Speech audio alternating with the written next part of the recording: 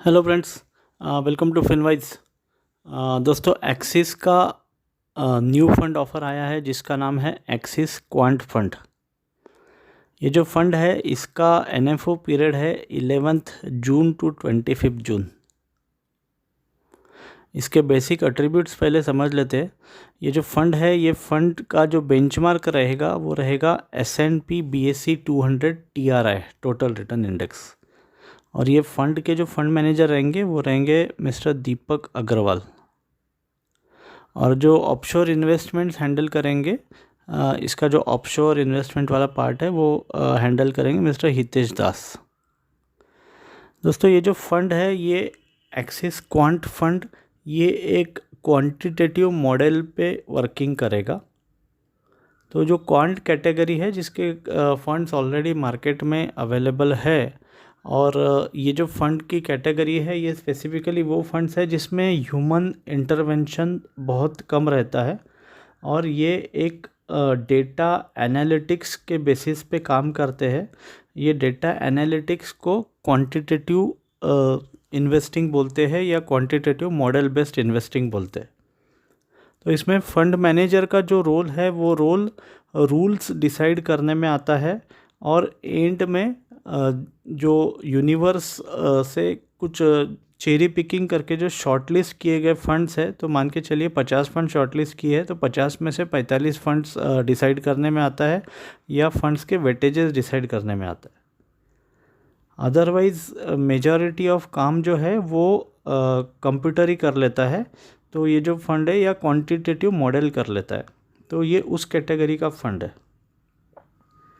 ये फंड में equity around 80 to 100% इस स्पैन में रहेगा, और बचे हुए जो 20% है इसमें 10% तक रियल एस्टेट इन्वेस्टमेंट ट्रस्ट या डेट फंड्स रह सकते हैं। फ्रेंड्स, ये जो मॉडल है ये मॉडल AMC का अपना एक प्रोप्राइटरी अप्रोच है, जिसको एक्सिस बोलता है QGRP। उस अप्रोच के बेसिस पे, उस मॉडल या उस कंसेप्ट के बेसिस पे AMC ये मॉडल में इन्वेस्ट करेगा। ये इन्वेस्टमेंट के डिटेल्स में जाने के पहले समझ लेते हैं एक्सिस म्यूचुअल फंड का क्या व्यूज़ है क्वांट फंड के बारे में, क्यों ये AMC ने ये फंड लाया है। तो ये फंड में है, एक तो they feel that a unique preposition of a fundamentally driven quantitative approach. तो इसमें क्वांटिटेटिव अप्रोच यानी कैलकुलेशन बेस्ड अप्रोच रहेगा, तो ह्यूमन बायसेस कम रह जाते हैं।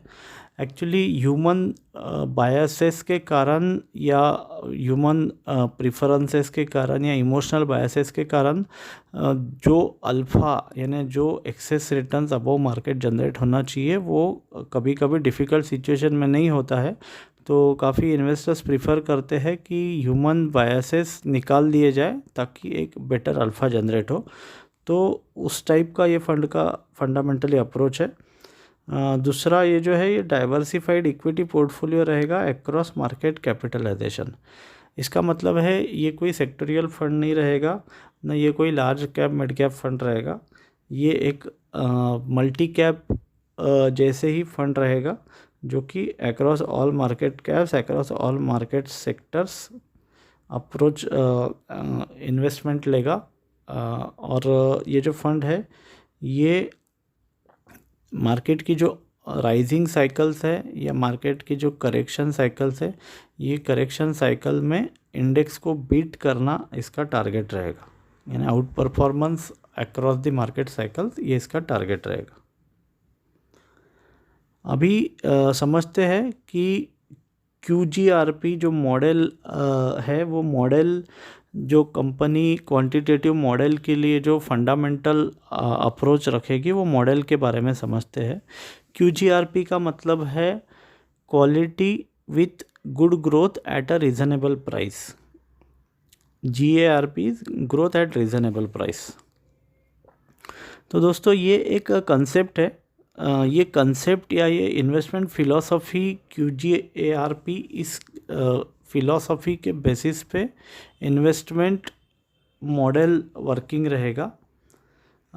एक अप्रोच ये रह सकता है कि I want growth, and it can be at any cost, कोई भी कॉस्ट पे ग्रोथ चलेगा मेरे को, तो फिर उसमें क्वालिटी नहीं आता है। और यदि क्वालिटी चाहिए तो क्वालिटी जो है वो रीज़नेबल प्राइस पे आज की डेट में नहीं मिलती है, क्योंकि कैसा है कि अभी मार्केट का जो पी है, यानी जो रीज़नेबलनेस या चीपनेस ऑफ मार्केट जिसको बोलते हैं, how cheap the market is, ये पीई के बेसिस पे डिसाइड होता है। तो दोस्तों प्राइस टू अर्निंग रेशो जो है, ये रेशो अभी एक फेयर वैल्यू 17 से लेके 19 माना जाता था आज से 5 साल पहले।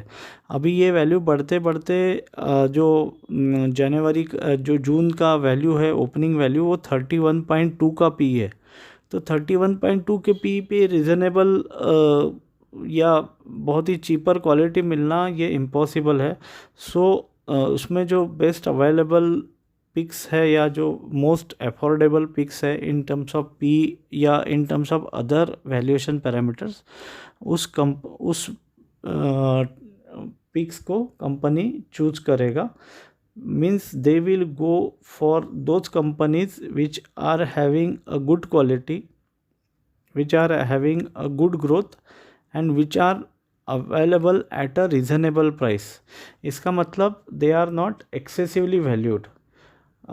आज की डेट में ओवरऑल मार्केट ही ओवर वैल्यूड सिनेरियो में है, तो ये सिनेरियो में जो बेस्ट अवेलेबल प्राइस रहेगा, ऐसे वैल्यू स्टॉक्स यानी ग्रोथ स्टॉक में से जो स्टॉक्स फेयरली प्राइस्ड है, उस स्टॉक्स को ये फंड सिलेक्ट करेगा। दोस्तों मार्केट के कॉस्टलीनेस का और एक इंडिकेटर है, जिसको मैं जो आप स्लाइड में देख सकते हैं, उसको बफेट इंडिकेटर बोलते हैं। तो इंडियन मार्केट का बफेट इंडिकेटर, मेरा जो डेटा एनालिसिस आउटपुट मैं आपको दिखा रहा हूँ, तो ये जो बफेट इंडिकेटर है आप देख सकते हैं, ये 110 के ऊपर में है। इसके लिए मैं एक सेपरेट वीडियो बनाऊंगा इसमें डिटेल्स में जाने के लिए। पर बफेट इंडिकेटर का मतलब है कि ये मार्केट का ओवरऑल मार्केट का जीडीपी के रेफरेंस में मार्केट कैप दिखाता है, और इसका जो फेयर वैल्यू है वो इंडियन मार्केट के लिए अराउंड 75 के आसपास आता है। अभी जो लेटेस्ट बफेट इंडिकेटर है, ये बफेट इंडिकेटर 2020 का क्लोजिंग बफेट इंडिकेटर 110 के ऊपर में। इसका मतलब market was around 40% costlier, trading at a 40% premium. अगर पी की बात करूँ, 17-18 के पी के रेफरेंस में अगर 31 पी की बात करें, तो उस केस में भी मार्केट जो है वो काफ़ी कॉस्टली है, अराउंड 50% के ऊपर में इसका जो प्रीमियम जा रहा है। So market is trading at a very higher valuations. तो ये वैल्यूएशंस में quality picking is very important, क्योंकि अगर क्वालिटी पिकिंग अगर नहीं होता है तो उस केस में डाउनफॉल में फंड बहुत अंडर परफॉर्मेंस में जा सकता है। दोस्तों अभी एक बार फंडामेंटल समझ लेते हैं। मार्केट की जो अलग अलग साइकिल्स है, तो उसमें की एक ग्रोथ साइकिल रहती है जिसमें मार्केट की स्टॉक्स की प्राइसेस बढ़ती है। ये समय में ग्रोथ स्टॉक्स जो है वो अच्छा परफॉर्मेंस देते हैं। जब मार्केट करेक्शन मोड में जाता है या मार्केट रिसेशन मोड में जाता है, तो मार्केट दिखा देता है हर स्टॉक की क्या क्या एक्चुअल वैल्यू है। तो जो क्वालिटी स्टॉक्स है वही बचते हैं, जो बैड क्वालिटी पूरा ख़त्म हो जाता है, पोर्टफोलियो ख़त्म हो जाता है पूरा।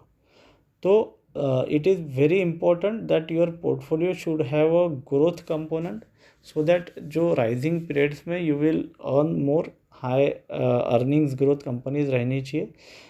एट द सेम टाइम उसमें क्वालिटी भी रहनी चाहिए, अदरवाइज डाउनफॉल में वो पोर्टफोलियो जो है वो बैड फेज में अंडर परफॉर्मेंस में चले जाएगा। और जब आप एंटर कर रहे हैं तो वैल्यूएशन इज़ वेरी इम्पोर्टेंट। जो स्टॉक्स आप ले रहे हैं या जो पोर्टफोलियो बिल्ड कर रहे हैं, you should be paying a fair price for it. क्योंकि यदि आप अच्छे क्वालिटी स्टॉक में भी अगर हायर प्राइस पे करते हो तो आपका पैसा नहीं बनने वाला। तो ये तीनों चीज़ें जो है, ये मॉडल जो है, ये मॉडल इनकॉर्पोरेट करेगा और आइडेंटिफाई करेगा ऐसे स्टॉक्स। जैसे कि आप देख सकते हैं वैल्यूएशन के अलग अलग पैरामीटर दिखाए हैं, P/E, डिविडेंड यील्ड्स, ये भी एक पैरामीटर है, प्राइस टू सेल्स एक पैरामीटर है। ये फिल्टर्स रह सकते हैं। क्वालिटी के लिए return on equity, return on capital employed, डेब्ट टू इक्विटी रेशो जो कि कंपनी का लीवरेज या रिस्क है, ये पैरामीटर रहेगा। वोलेटिलिटी ऑफ स्टॉक ये पैरामीटर रहेगा। वोलेटिलिटी के अलग अलग मेजर्स है जिसमें बीटा वैल्यूज़ आती है, फिर आपका रिस्क एडजस्टेड रिटर्न, ये सारी चीज़ें आ जाती है। तो स्टैंडर्ड डिविएशन आ जाता है। तो ये सारी चीज़ें क्वालिटी एनालिसिस के लिए यूज़ होगी। और ग्रोथ में बेसिकली कंपनी का जो बिज़नेस है उसका प्रोजेक्टेड अर्निंग ग्रोथ कैसे है ये आइडेंटिफाई किया जाता है। ग्रोथ कंपनीज वो है नॉर्मली जो हायर पी पे ट्रेड करती है, बट फंडामेंटली जहाँ पे अर्निंग्स इम्प्रूव होने वाले हैं, आइदर इम्प्रूवमेंट मोड में है या किसी इन्वेस्टमेंट के कारण या किसी स्ट्रेटजी के कारण उनके प्रॉफिट मार्जिन इम्प्रूव होने वाली है। ये एनालिस्ट का फोरकास्ट ये बोलता है कि ये कंपनी के प्रॉफिट्स बढ़ने वाले हैं। तो ये सारी जो चीज़ें हैं, ये सारी चीज़ें ये मॉडल ट्रैक करेगा और ट्रैक करने के बाद में उस बेसिस पे स्टॉक सिलेक्शन होगा। अभी स्टॉक सिलेक्शन का अपना प्रोसेस क्या रहेगा, ये प्रोसेस हम लोग सबसे पहले समझ लेते हैं, सो दैट हमको क्लैरिटी रहेगा कि how the portfolio is being constructed.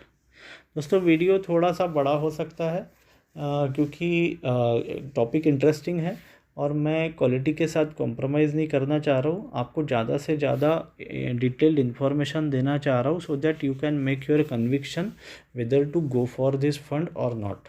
आखिर में मैं ये भी बताऊँगा कि क्या मैं मेरा पैसा इस फंड में लगाना या इन्वेस्ट करना करूँगा या नहीं करूँगा, ये भी मैं आखिर में बताऊँगा। आइए दोस्तों, ये पोर्टफोलियो कंस्ट्रक्शन के स्लाइड पे चलते हैं। बहुत इंपॉर्टेंट स्लाइड है। यहाँ पे जो यूनिवर्स ऑफ स्टॉक है, यानी कि जो BSE NSE में जो लिस्टेड कंपनीज़ है, उन लिस्टेड कंपनी में पहला क्राइटेरिया लगाया जाएगा जिसमें बेसिक पैरामीटर्स रहेंगे जैसे डेटा ऑफ कंपनीज अवेलेबल। कुछ कंपनीज का सिस्टमेटिक डेटा ही अवेलेबल नहीं रहता है। मार्केट कैप जिसका एक कट ऑफ लिया जाएगा या लिक्विडिटी लिया जाएगा। जो स्टॉक्स इलिक्विड है उसमें इन्वेस्ट करके कोई फ़ायदा नहीं है, क्योंकि जब बेचना है तो बेच नहीं पाएंगे। तो ये लेवल 1 क्राइटेरिया लगा के पूरा जो